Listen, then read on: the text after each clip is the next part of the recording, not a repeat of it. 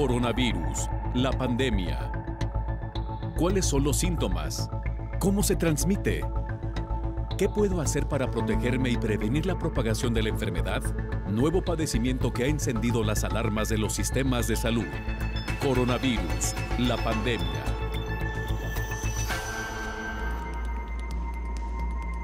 ¿Qué tal? ¿Cómo le va? Bienvenido a un programa más de Coronavirus, la pandemia. Le recordamos que este programa es una producción de la Universidad de Guadalajara que se transmite desde el foro de Canal 44, la señal de todos, y que llega a México y América Latina gracias a la señal de las televisoras públicas que se conectan a esta señal. Le recordamos las formas de hacer contacto, @Canal 44 TV en Twitter y Facebook. Nos pueden mandar mensajes también a través de WhatsApp al 33 22 42 06 90.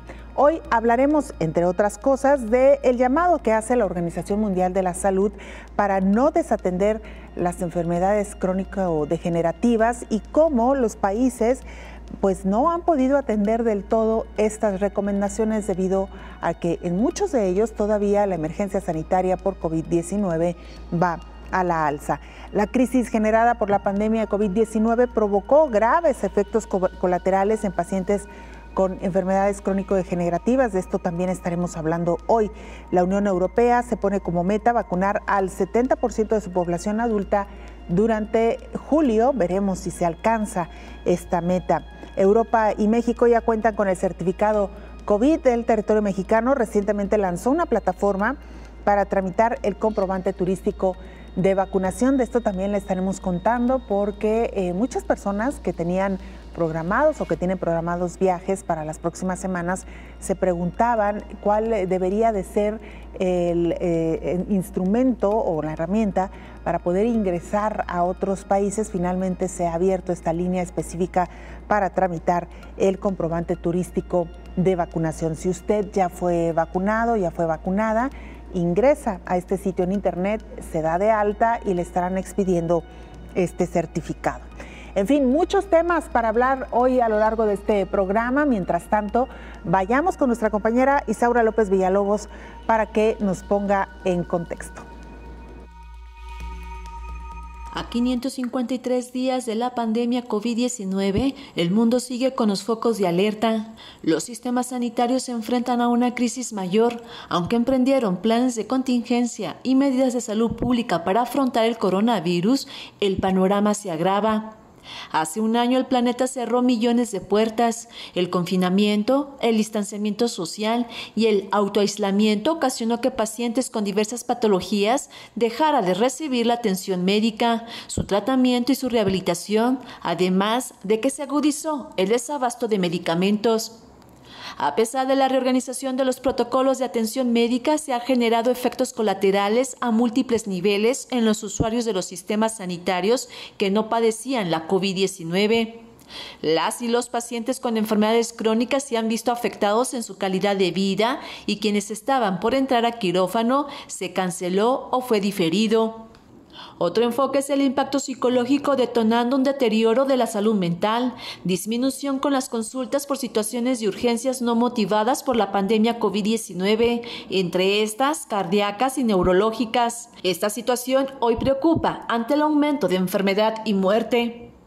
La pandemia COVID-19 representa un desafío para la salud pública. Los efectos colaterales continuarán de no establecerse una política pública integral de precisión para evitar, de nuevo, caer en una crisis mayúscula, no solo por la enfermedad coronaria, sino de otros padecimientos de alta demanda en los servicios de salud mundial. Informó Isaura López Villalobos. Bueno, mientras esto sucede con las enfermedades crónico-degenerativas y este llamado que ha hecho la Organización Mundial de la Salud para continuar haciendo los esfuerzos y atender a todas estas personas que deben seguir con sus tratamientos, con la atención médica y por supuesto con el abasto de medicamentos, cada vez se ha complicado más, le decíamos, a consecuencia de que muchos de los recursos materiales, humanos, de instalación hospitalaria se han destinado a la atención de los pacientes COVID-19. Así que bueno, pues estaremos por supuesto atendiendo este tema el día de hoy, por supuesto también invitándole para que se ponga en contacto con nosotros cuál ha sido su experiencia en medio de esta pandemia, sobre todo si usted padece alguna enfermedad crónico-degenerativa. Vamos con el reporte que nos llega desde Ginebra, Suiza, la sede de la Organización Mundial de la Salud. Es nuestra compañera Cristina Gallego quien lo presenta. Cristina, qué gusto escucharte. Hola, ¿qué tal? Buenos días, Belén, y buenos días a todo el auditorio de Canal 44. Los contagios de COVID-19 han aumentado levemente por segunda semana consecutiva en los últimos 7 días, con más de 2,6 millones de casos reportados, un 3% más que la semana anterior, mientras que el número de muertes globales sigue en descenso, según ha informado la Organización Mundial de la Salud. Del 28 de junio al 4 de julio se han reportado casi 54.000 muertes por COVID-19, un 7% menos que la semana anterior, la cifra más baja desde principios de octubre de 2020. Sin embargo, todas las regiones, excepto América y el sudeste asiático, han informado de un aumento en el número de muertes con respecto a la semana anterior y en todas se ha registrado un incremento en los contagios, menos en América. Europa ha registrado un aumento significativo del 30% en la cantidad de contagios y del 6% en el número de muertes. Por países, las cantidades más altas de nuevos contagios en la última semana se han reportado en Brasil, seguido por India, Colombia, Indonesia y Reino Unido. La Organización Mundial de la Salud ha advertido de un aumento de casos ligados a grandes eventos que se están desarrollando alrededor del mundo, tales como la Eurocopa, la Copa América o Wimbledon, aunque ha resaltado que la transmisión sucede sobre todo en las reuniones paralelas que se están organizando. La OMS ha destacado que el problema no son los eventos oficiales, donde las personas mantienen la distancia de seguridad, hay aforo limitado en los estadios y se han requerido pruebas de diagnóstico y certificados de vacunación. El problema está en las zonas de fans, las personas celebrando en las calles y fuera de los estadios, que supone, según la OMS, un riesgo masivo. Por otro lado, la Organización Mundial de la Salud ha recomendado un nuevo tratamiento contra los casos de COVID graves o críticos con antagonistas de interleucina 6, tras publicarse resultados positivos de ensayos con 11.000 pacientes. Este nuevo tratamiento permitirá que por cada 100 personas, 4 más sobrevivan, según la OMS. Reportó desde Ginebra Cristina Gallego para el programa Coronavirus, la pandemia. Y Reino Unido está por levantar casi todas las restricciones impuestas por COVID-19. El primer ministro británico, Boris Johnson, dijo que esta pandemia está lejos de terminar y que no concluirá para el día 19. Sin embargo, sigue adelante el plan de levantar prácticamente todas las restricciones para esta fecha. Como se predijo en la hoja de ruta, los casos aumentan con bastante rapidez y podría haber 50.000 casos detectados por día para el 19. Y nuevamente, como predijimos, estamos viendo un aumento en las admisiones hospitalarias y debemos reconciliarnos lamentablemente con más muertes por COVID. Informó que más de 45 millones de adultos han recibido una primera dosis y 33 millones la segunda. La expectativa sigue siendo que para el 19 de julio todos los adultos habrán tenido la oportunidad de recibir una primera dosis y 2/3 la segunda, informó Elizabeth Ortiz. La incidencia acumulada del coronavirus en España sigue subiendo en la quinta ola caracterizada por el aumento de los contagios en los jóvenes que permanece descontrolada. Las 4 comunidades que están por encima de la cifra de riesgo son Cataluña, Cantabria, Navarra y Castilla y León. La incidencia por edad que sigue en ascenso son de 12 a 19 años, la incidencia y de 20 a 29 años prácticamente son estos los grupos que van en ascenso.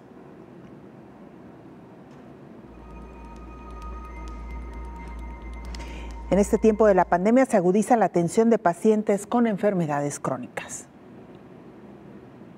Desde que inició la pandemia por la COVID, la Organización Mundial de la Salud advirtió que ante esta emergencia no se debía descuidar la atención de las enfermedades crónicas como la hipertensión, diabetes y obesidad. La población mexicana es la segunda a nivel mundial con mayor riesgo de eventos cardiovasculares. Entre ellos están el infarto al miocardio y el infarto cerebral isquémico, debido principalmente al perfil epidemiológico que existe en México. Recordó que actualmente el 43% de los mexicanos padece de hipercolesterolemia, colesterol elevado, mientras que la hipertensión afecta a un 36.6%, la obesidad al 24% y la diabetes mellitus tipo 2 al 10.7% de la población. Especialistas advirtieron que muy pocas personas que son diagnosticadas con una o más de estas enfermedades las mantienen bajo los niveles óptimos de control, lo que además se ha recrudecido debido a la pandemia, ya que en algunos hospitales públicos se suspendieron la atención y el acceso a los medicamentos. Aseveran especialistas que el control de la presión arterial y del colesterol, considerado como colesterol malo, disminuyen hasta en un 55% la posibilidad de sufrir eventos cardiovasculares que ponen en riesgo la vida. Los organismos internacionales de salud han llamado a las naciones para que reconviertan sus sistemas de salud hacia políticas públicas preventivas para evitar que las personas lleguen a eventos que pongan en riesgo su vida y no solo se dediquen a curar, informó Rocío López Fonseca. Y mire, en medio de estas enfermedades crónico-degenerativas ha surgido un fenómeno paralelo a la pandemia de COVID-19 y nos referimos a los medicamentos que fueron creados para tratar enfermedades crónico-degenerativas y que de alguna manera han servido como auxilio o apoyo también para tratar a pacientes graves con COVID-19. El caso más reciente es este del que habla la Organización Mundial de la Salud, que ha recomendado el uso de Actemra de Roche, del laboratorio Roche, y Kevzara del laboratorio Sanofi, ambos medicamentos con corticosteroides y que son utilizados o que fueron creados originalmente para tratar a pacientes con artritis. Y hoy la Organización Mundial de la Salud lo que está diciendo es que estos medicamentos son recomendados también para tratar a pacientes con COVID-19, luego de que datos de unos 11,000 pacientes mostraron que reducían el riesgo de muerte. Un grupo de la Organización Mundial de la Salud que evalúa terapias concluyó que tratar a pacientes COVID-19 graves y críticos con esos llamados interleucina 6 antagonistas que bloquean la inflamación, reduce el riesgo de muerte y la necesidad de ventilación mecánica. Según el análisis de la Organización Mundial de la Salud, el riesgo de morir dentro de los 28 días para pacientes que reciben uno de los medicamentos para la artritis con corticosteroides, como la dexametasona, es del 21% en comparación con un riesgo asumido del 25% entre los que recibieron atención estándar. Por cada 100 de esos pacientes, 4 más sobrevivirán, dijo la Organización Mundial de la Salud. Además, el riesgo de llegar a la ventilación mecánica o a morir fue del 26% para los que recibieron los medicamentos y los corticosteroides, en comparación con el 33% en los que recibieron la atención estándar. La OMS afirmó que eso significa que por cada 100 de esos pacientes, 7 más sobrevivirán sin ventilación mecánica. De esto, por supuesto, le estaremos preguntando un poco más adelante a nuestro experto, el doctor Héctor Raúl Pérez Gómez, porque sin duda alguna ha sido interesante, sobre todo cuando todavía se carece de un medicamento específico creado ex profeso para tratar a pacientes con COVID-19. Vamos a la pausa, regresamos con más información.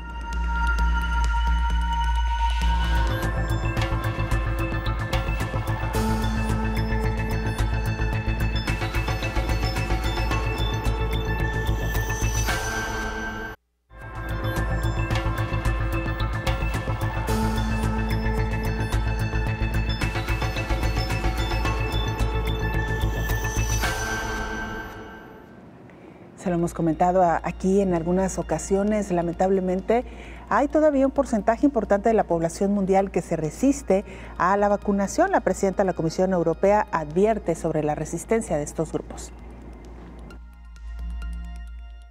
La presidenta de la Comisión Europea, Ursula von der Leyen, advirtió que en un contexto en el que la variante Delta de COVID se está propagando, hay más dosis de la vacuna sin usar. Hasta el punto hemos logrado un progreso notable en lo que respecta a la vacunación, por lo que estoy segura de que alcanzaremos nuestro objetivo. Nuestra meta de tener suficientes dosis entregadas para vacunar al 70% de la población adulta en la Unión Europea en el transcurso del mes de julio. Esto es bueno por un lado, pero de ninguna manera podríamos relajarnos. En primer lugar, la variante Delta se está extendiendo. Eso es preocupante. Y si miramos los datos, vemos que cada vez quedan más dosis de vacunas sin usar.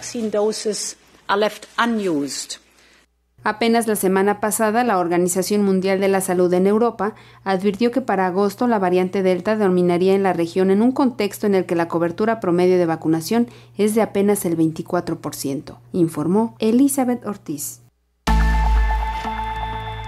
El Salvador recibe 1.5 millones de vacunas contra COVID donadas por Estados Unidos. El Salvador ha recibido 1,5 millones de vacunas contra la COVID-19 donadas por Estados Unidos en el marco de la iniciativa COVAX de la Organización Mundial de la Salud. Las dosis de la farmacéutica Moderna forman parte del compromiso de la administración del presidente Joe Biden de compartir el suministro de vacunas de Estados Unidos con el mundo. Los Estados Unidos tenemos un compromiso especial con esta región y vamos a seguir liderando con la donación de vacunas hasta que superamos la pandemia de COVID-19. Con esta donación, El Salvador ya ha recibido cerca de 2 millones de vacunas a través de la iniciativa COVAX. A estas se suman las vacunas compradas directamente a diferentes farmacéuticas y otras 2 donaciones de China y México. El país centroamericano ya ha vacunado a 2,8 millones de sus 6.700.000 habitantes. La pandemia ha dejado aquí 2.400 muertos.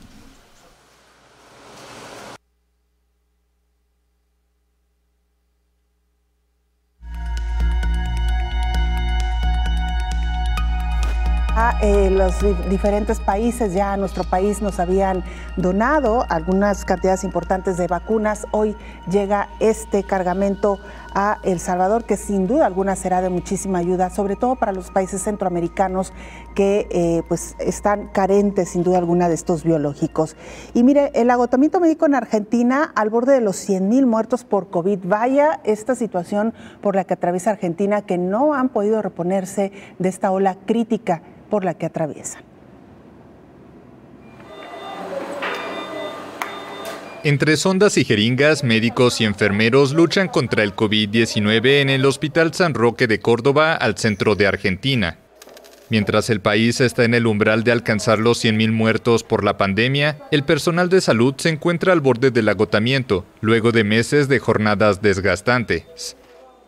La cantidad de pacientes en unidades críticas no tiene parangón previo. Nunca tuvimos la cantidad de pacientes internados en terapia intensiva sometidos a ventilación mecánica como estamos hoy. Es duro el trabajo. Argentina, de 45 millones de habitantes, supera los 4.400.000 contagios por COVID-19, así como los 96.000 fallecimientos, acumulando casi 500,000 de muertes cada día. Mientras algunas regiones del país, como la ciudad de Buenos Aires, han relajado medidas, los médicos siguen trabajando al límite. Fue realmente impactante porque superó a cualquier entrenamiento que nosotros pudiésemos tener días o meses previos a iniciar esto. La pandemia nos llevó al agotamiento físico y psicológico, a la tristeza, porque entre estos se llevó a compañeros. La vacunación se ha acelerado en las últimas semanas, con más de 18 millones de argentinos que han recibido una dosis y 4,5 millones el esquema completo. No obstante, las autoridades de salud están preocupadas por el temido ingreso de la variante Delta, aún sin circulación comunitaria en Argentina. Creemos también que esto impacta fuertemente en el sistema de salud, sobre todo en el personal de salud, que está muy cansado, que ha tenido que soportar 2 olas, y estamos convencidos de que con la circulación de la nueva cepa y un poco algunas cuestiones de circulación de la gente, seguramente vamos a tener un tercer pico de internación y bueno. Córdoba ha multiplicado por 4 la capacidad en unidades de atención crítica. Sin embargo, las autoridades reconocen que el agotamiento físico y emocional del personal médico es un problema mucho más difícil de atender. Ante la falta de medicamentos en algunos pacientes, se agudizó su enfermedad, aunado al miedo de padecer COVID-19. A 1 año y medio de la pandemia por la COVID, por el miedo al contagio, los pacientes con enfermedades crónicas no acudieron a sus consultas de seguimiento, además de la falta de medicamentos, y para muestra un botón, el desabasto de medicamentos para enfermedades reumáticas sigue siendo una realidad, y sus padecimientos se reactivan, lo que ha afectado su calidad de vida, lamenta la reumatóloga del Hospital Civil de Guadalajara, Ana Guilén Bernard. Algunos más o menos bien, otros con más activos de su enfermedad, por varias razones. Una, porque muchos dejaron de acudir a las consultas médicas, otros también porque hubo una gran escasez de medicamentos. Todavía no hemos llegado a la normalidad en cuanto a escasez de medicamentos, pero bueno, podemos decir que el año pasado con la hidroxicloroquina pues fue un boom y una mala información y la gente empezó a comprar hidroxicloroquina aunque no la necesitara. Y ahora, bueno, gracias a Dios algunos nos los están ya donando porque pues los compraron y finalmente no los utilizaron, ¿no? Pero por ejemplo el metotrexato, tenemos una gran escasez de metotrexato y todavía no lo tenemos al alcance de todo el mundo, y eso, bueno, pues está haciendo que las personas no puedan recibir su tratamiento como debe ser y se activa la enfermedad. Pues por otro lado, como muchos no acudieron a sus citas normales, pues ahora pues tenemos la consulta súper llena porque ya la gente pues quiere salir y quiere atenderse y pues ahora pues también tenemos esa limitante de que no tenemos todos los espacios para todas las personas que lo necesitan. También se ha registrado desabasto de otras medicinas, por ejemplo, para personas con hipertensión, diabetes, y en algunos países escasearon hasta los fármacos para combatir el VIH, informó Rocío López Fonseca. Saludamos en esta mesa de trabajo al infectólogo Héctor Raúl Pérez Gómez. Doctor, como siempre, un gusto saludarlo. Igualmente, Belén, qué gusto saludarte. Doctor, pues hemos escuchado a lo largo del programa estas piezas informativas que nos dan cuenta de un tema que ya lo hemos venido abordando de manera recurrente, cómo los pacientes con enfermedades crónico-degenerativas pues han visto también mermada su atención, doctor, porque lo decíamos, los recursos humanos, los recursos materiales, incluso las instalaciones médicas, pues se han tenido que enfocar o dar prioridad a pacientes con COVID-19. Sí, Belén, influyeron muchos factores. El factor reconversión hospitalaria y reconversión de los servicios de atención que ocurrió en todo el mundo. Sorprendentemente, los países con más recursos también se vieron rebasados por los picos de la pandemia de COVID-19. Y esa reconversión incluyó el redireccionar todo el recurso a la atención de la pandemia o la mayor parte del recurso a la atención de la pandemia. Comentamos aquí en su momento cómo la Organización Mundial de la Salud en mayo del 2020 le decía a los países qué bueno que atendamos a la pandemia, pero no descuidemos las enfermedades crónico-degenerativas, no descuidemos a los pacientes con cáncer, a los pacientes con enfermedad renal crónica. Ellos requieren fármacos de manera oportuna, de calidad, y no descuidemos, en general, la atención de los trastornos cardiovasculares, por ejemplo. Muchas instituciones reprogramaron procedimientos quirúrgicos que no eran de urgencia para diferentes momentos. Primero, porque la reconversión hospitalaria redujo la disponibilidad de camas para la atención de otras patologías. Segundo, porque esa reconversión también trajo consigo el que personal de la salud, incluso de áreas diferentes a la infectología, a la cardiología, a la neumología, etcétera, fueran puestos en acción frente al COVID-19, un hecho sin precedentes, pero había una necesidad inminente e impostergable. Y por otro lado, Belén, las instituciones de salud, sobre todo los sistemas públicos de salud, pues tuvieron que orientar mucho el presupuesto para la adquisición de insumos a equipo de protección, por ejemplo, a ventiladores mecánicos, a equipamiento de unidades de terapia intensiva o incluso a la conversión de espacios generales tipo terapia intensiva, y eso cuesta muchos recursos, cuesta mucho dinero. ¿Qué fue lo que ocurrió? Bueno, pues que muchas patologías efectivamente vieron modificada la atención, probablemente incluso hubo muchos pacientes que se descompensaron por enfermedades crónico-degenerativas, y hay por ahí algunos reportes incluso que hablan de que el incremento en la mortalidad que se observó en todo el mundo, al menos durante el primer año y medio de la pandemia, no solamente es por motivo del COVID-19, sino también por otras enfermedades crónico-degenerativas cuya descompensación, etcétera, dio a lugar a mortalidad incrementada durante este periodo. O sea, no todo el exceso de letalidad estuvo relacionado con el COVID-19, y eso es algo en lo que debemos reflexionar, porque esperemos nunca ocurra una nueva pandemia de esta naturaleza. La verdad es que las condiciones para que ocurran nuevas pandemias en el futuro y para que aparezcan nuevos patógenos están dadas, y eso puede ocurrir, y debemos aprender de lo vivido.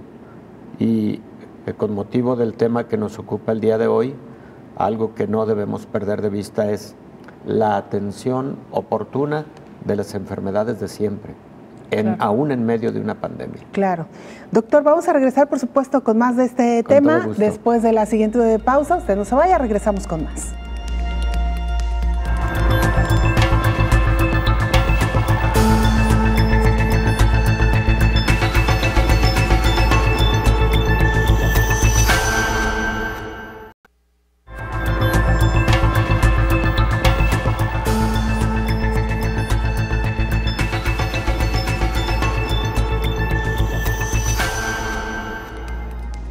Se lo adelantábamos ya al inicio de este espacio, están ya en los diferentes países lanzando los certificados COVID para viajeros. México es uno de estos países.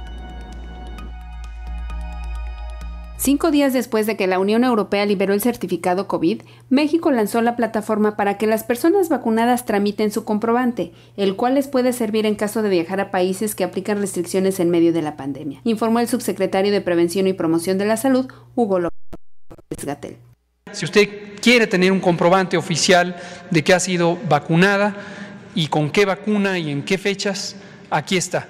Es una página diferente, pero muy simple de recordar: cbcovid, todo junto, .salud.gov.mx, y ahí se pone la CURP, se registra, y los datos que ya están disponibles en el registro de vacunación son retraídos al punto de generar el certificado.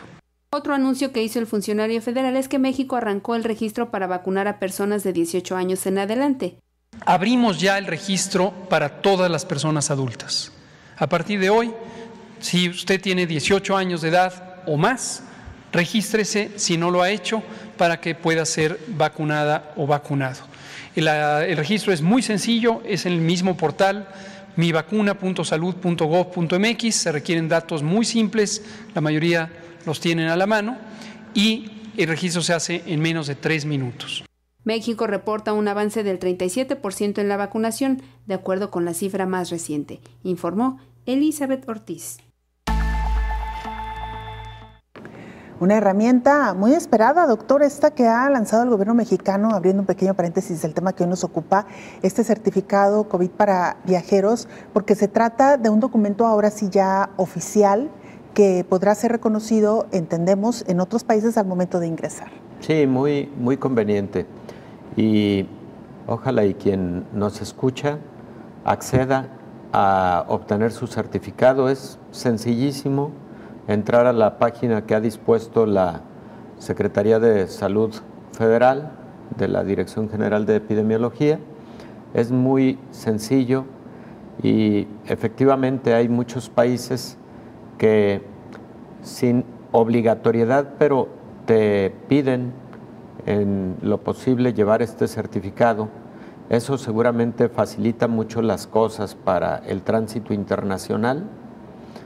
Hay algunos países que de cualquier manera mantienen restricciones para el ingreso de viajeros procedentes de países en donde hay alta incidencia de COVID-19, pero la mayor parte sí han abierto fronteras y la mayor parte te están solicitando en lo posible un certificado de vacunación.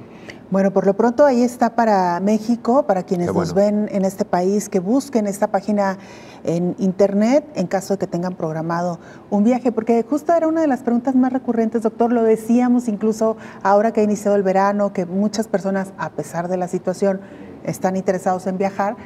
Bueno, aunque hay que decirlo, muchos de ellos también ya vacunados, pues decían, ¿cómo podemos garantizar o demostrar que ya obtuvimos la vacuna? Aunque también hay que decirlo, que al momento de vacunarnos nos dieron un comprobante. Exacto. Se supone que esa misma información debe estar en estas bases de datos al momento de darse de alta, ¿no? Efectivamente, Belén, efectivamente. Y lo que te pide el sistema es de nueva cuenta tu CURP y en automático despliega el certificado, pero además también un código QR que puedes llevar en tu dispositivo a cualquier parte del mundo y eso también facilita las cosas, ¿no?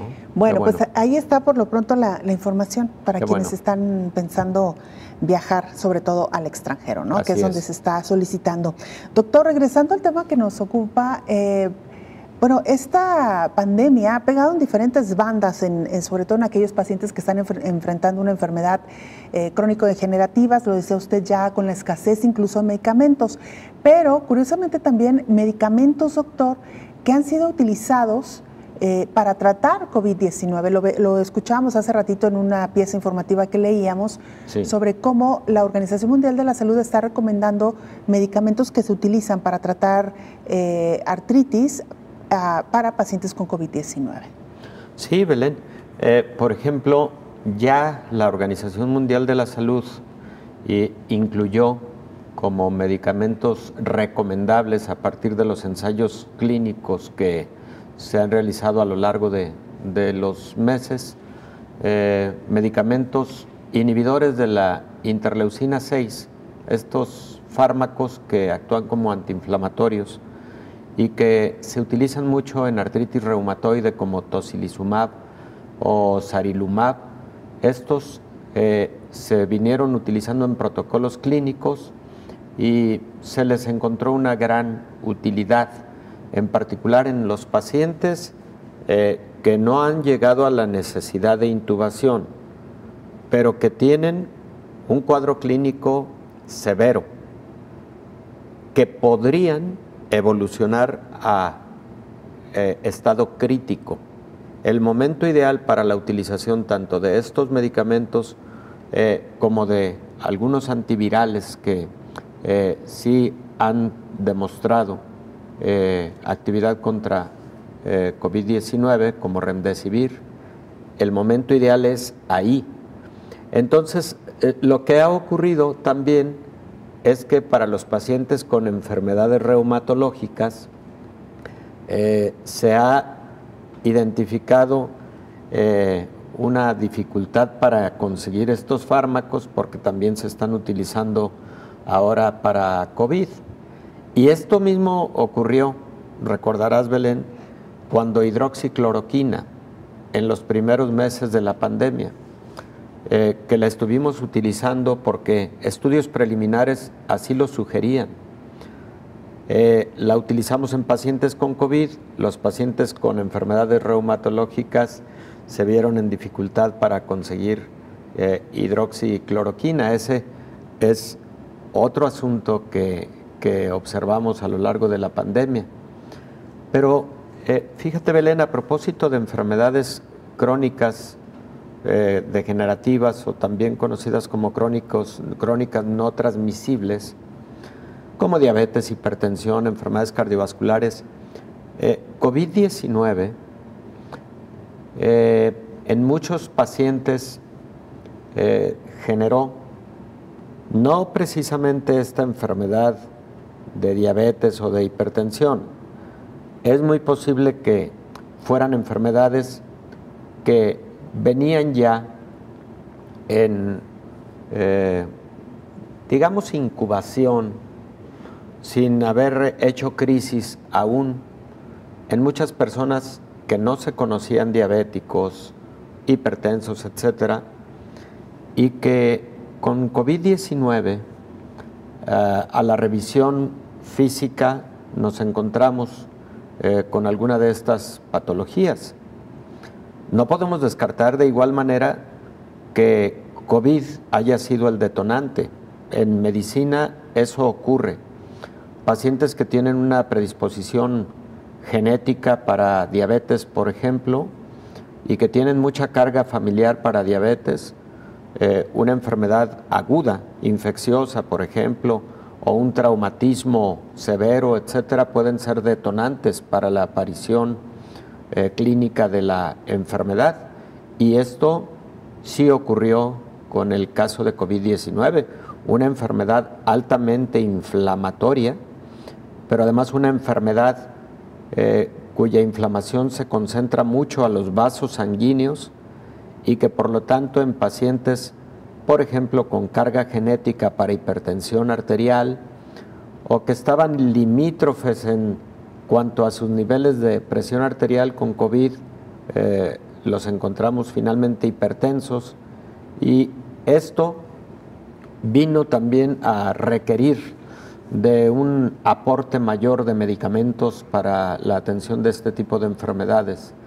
Y por otro lado, en el caso de diabetes, por ejemplo, recordemos que los pacientes con COVID que se están comportando como graves deberán recibir un corticosteroide que puede ser dexametasona, metilprednisolona, y los corticoides tanto pueden elevar las cifras de glucosa como también los niveles de hipertensión arterial o las cifras de presión arterial. Estos pacientes frecuentemente deben recibir también insulina para el control de la glucosa, y eso fue muy común o es muy común en el escenario clínico, sobre todo del paciente hospitalizado o del paciente ambulatorio, pero que se está comportando de una forma severa. Entonces, te aseguro que se incrementó muchísimo el uso de medicamentos como insulina, como hipoglucemiantes, como antihipertensivos, etcétera, por la aparición de más casos de diabetes o de hipertensión, en donde COVID probablemente fue el detonante de la aparición. Qué interesante todo esto que nos ha explicado, doctor, porque es lo que sucede en la práctica en el día a día diaria. De nosotros, claro. Y es interesante porque, como usted dice, pacientes que no se conocían diabéticos o que no se sabían hipertensos, esta enfermedad, al momento de la revisión médica o de los estudios que se realizan para determinar incluso si hay COVID o no, pues resulta que aparecieron este tipo de enfermedades, como usted dice, que estaban ahí latentes y que pues despertaron o se evidenciaron también, se visibilizaron, sí. ¿No, doctor? Porque a lo mejor ya estaban latentes, ya estaban ahí, pero no, el paciente no las había identificado o no lo habían diagnosticado. Así es. Y también recordaba, por ejemplo, muchos pacientes que tuvieron que revisar sus pulmones, doctor. Sí. Y que lo que encontraron previo a la sospecha de COVID también fue, digamos, hallazgos que tampoco no se conocían.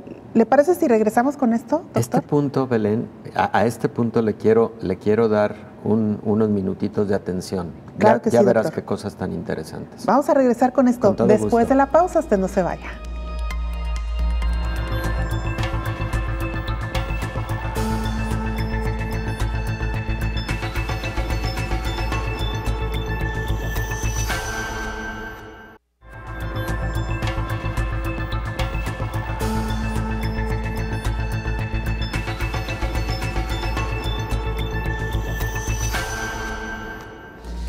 Bueno, le decíamos también que personas con enfermedades crónicas interrumpieron su atención y detuvieron sus terapias de rehabilitación en medio de esta pandemia de COVID-19, muchos de ellos por temor a asistir a alguno de estos sitios. La crisis generada por la pandemia por la COVID-19 provocó graves efectos colaterales en pacientes con enfermedades crónicas y o raras. Por ejemplo, la Federación Española de Enfermedades Raras revela que 9 de cada 10 personas con enfermedades raras o en busca de diagnóstico hayan visto interrumpida la atención de su patología, y más del 70% de los pacientes con alguna enfermedad rara han visto eliminada su terapia de rehabilitación debido a la pandemia, y el 32% ha visto cancelado su acceso al tratamiento, una situación que ha ubicado a este grupo de la población en una doble vulnerabilidad. El presidente de la Sociedad Española de Directivos de Salud ha señalado la necesidad de restaurar los circuitos de diagnóstico y atención, retomar los diagnósticos de enfermedades raras, la aprobación de medicamentos y el reinicio de ensayos clínicos. Señalaron que esta crisis sanitaria ha puesto de manifiesto la capacidad de resiliencia de todos, la necesidad de trabajar en equipo y la voluntad de colaboración y cooperación.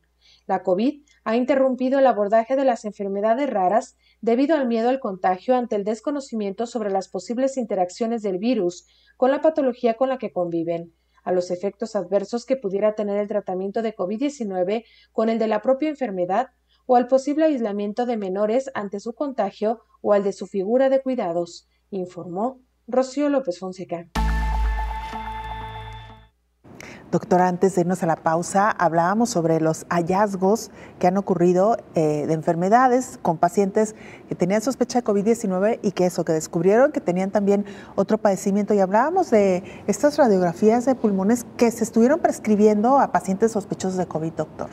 Belén, es algo muy interesante porque seguramente en todo el mundo fueron apareciendo hallazgos hasta incidentales, pero relevantes, importantes en pacientes con COVID, que a través de la evaluación de imagen, como tomografías, radiografías, etcétera, sobre todo tomografías pulmonares, llevaron al descubrimiento de esos hallazgos no advertidos previamente. Por ejemplo, calcificaciones en las arterias coronarias, que podrían requerir una evaluación adicional a través de otros estudios tomográficos con medio de contraste, angiográficos o incluso a través de cateterismo para evaluar el estado de las arterias coronarias de algunos de estos pacientes, que recordemos, los pacientes con mayor gravedad por COVID son pacientes con enfermedades crónicas, con comorbilidades, por ejemplo, diabetes, hipertensión, obesidad que es muy importante en estos pacientes con COVID-19. Y entonces, sí, se realizaban tomografías y en muchas de ellas se encontraron hallazgos que requirieron de alguna evaluación adicional y la atención de enfermedades previamente no conocidas, pero que el paciente ya estaba teniendo en evolución y que evidentemente requerían y requieren ya de un seguimiento y de un control óptimo, ¿no? Claro. Sobre todo en el aparato cardiovascular fue en donde más hallazgos a partir de tomografías realizadas para evaluar el estado pulmonar del paciente con COVID grave o con COVID crítico. O doctor, incluso aquellos mismos pacientes que, por ejemplo, los fumadores, quiero pensar en los fumadores, claro, o gente que estuvo expuesta a humo de leña, ¿no? Por cocinar con leña, y que en su vida se habían hecho un estudio de sus pulmones, y bueno, ahora sí que de alguna manera obligados también se dieron cuenta de la condición en la que estaban, ¿no? Sí, definitivo, Belén, eso muy importante. Enfermedades pulmonares crónicas o incluso imágenes que probablemente estaban relacionadas con un cáncer pulmonar no identificado previamente o con algo que en el campo de la medicina se conoce como nódulo pulmonar solitario y que son nódulos, algunos de los cuales hasta el 30% pueden ser malignos.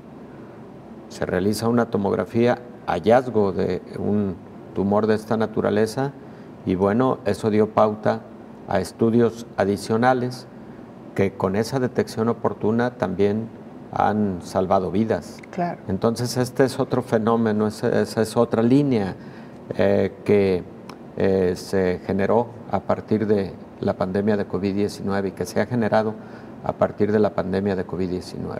Doctor, usted hablaba del uso de los corticosteroides, cómo pues se ha venido un poco como combinando, ¿no? Los pacientes que ya los tomaban por su condición de enfermedad crónica, pero luego aquellos pacientes de COVID que requirieron también empezar a tomar estos medicamentos y los efectos colaterales de estos medicamentos, doctor. Sí. Usted decía, incrementan la presión arterial y pueden tener algunas otras consecuencias. Estas, digamos, afecciones o reacciones, ¿son pasajeras, doctor, mientras se toma el corticosteroide o ya quedan en el paciente de por vida? No, depende de cada caso. Muchas de ellas son pasajeras porque cuando se retira el corticosteroide desaparecen esos eventos adversos relacionados con el fármaco.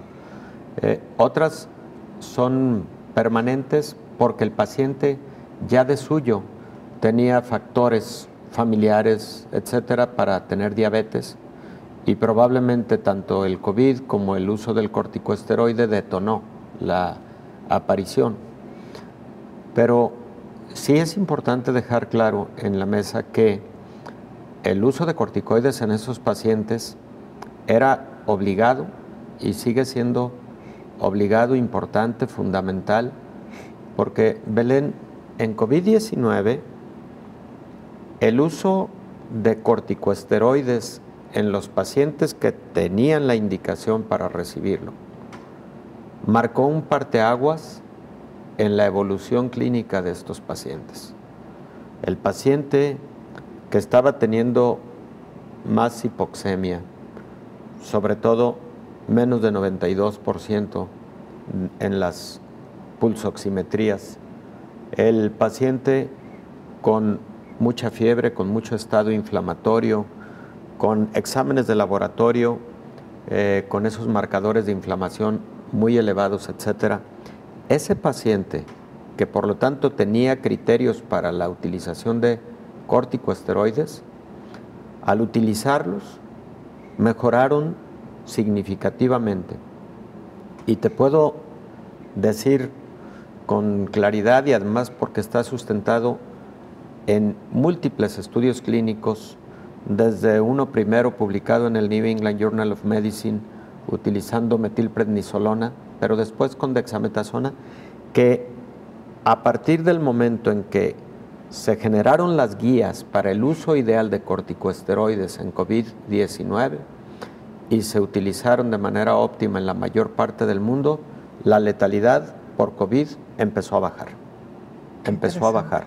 Los corticosteroides en COVID-19 sí marcaron diferencia importante en la gravedad y la letalidad por COVID.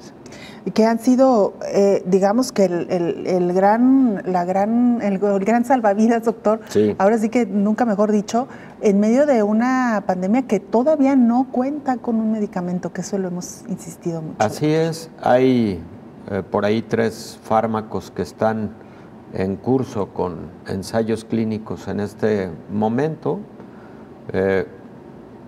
Podrían darnos buenas sorpresas y haber buenos resultados próximamente. Uno es de un laboratorio de nombre Merck Sharp & Dohme, MSD, que parece promisorio. El fármaco, vamos a ver los resultados de los ensayos. Si mal no recuerdo, están en fase 2, iniciando fase 3, pero efectivamente, todavía sin un fármaco específico antiviral contra este SARS-CoV-2, pero sí con estrategias terapéuticas que incluyen fármacos antiinflamatorios, y ahí están los corticosteroides y también estos otros inhibidores de interleucina 6 de los que hablábamos previamente, Y también están los anticuerpos monoclonales que inhiben la unión del virus con la célula blanco, con la célula que infecta, y que conjuntamente con Remdesivir, el casi único antiviral que por ahora ha autorizado la FDA y otras agencias regulatorias en el mundo, como el caso de México con la COFEPRIS, que ya autorizó desde hace algunos meses el uso de Remdesivir en estos pacientes. Entonces, todas esas estrategias, y otra parte importante de la estrategia, identificar tempranamente al paciente que está desarrollando trombosis o microtrombosis de origen inflamatorio, para que de forma también oportuna el uso de anticoagulantes nos permita evitar esa procoagulación de los pacientes con COVID. Doctor, el tiempo se nos agotó, pero quizá merece la pena en un programa hablar sobre esta pregunta que quedó en el tintero. Si conforme llegan variantes del virus del SARS-CoV-2, es necesario también adecuar los fármacos que se están utilizando, o si los que están en desarrollo servirán o no para las nuevas variantes. Pero eso nos lo comenta. Sí, con todo gusto, porque además está en estudio, sobre todo con los desarrolladores de vacunas. Sobre todo ellos mantienen mucha vigilancia en ese sentido para identificar si en el futuro se habrá de requerir la modificación de la estructura antigénica de sus vacunas, ¿no? Está en estudio y doctor, podemos hablar de eso. Muchísimas gracias, como siempre, muchas gracias. Nosotros nos despedimos, gracias por habernos acompañado, nos vemos y nos escuchamos en la siguiente emisión.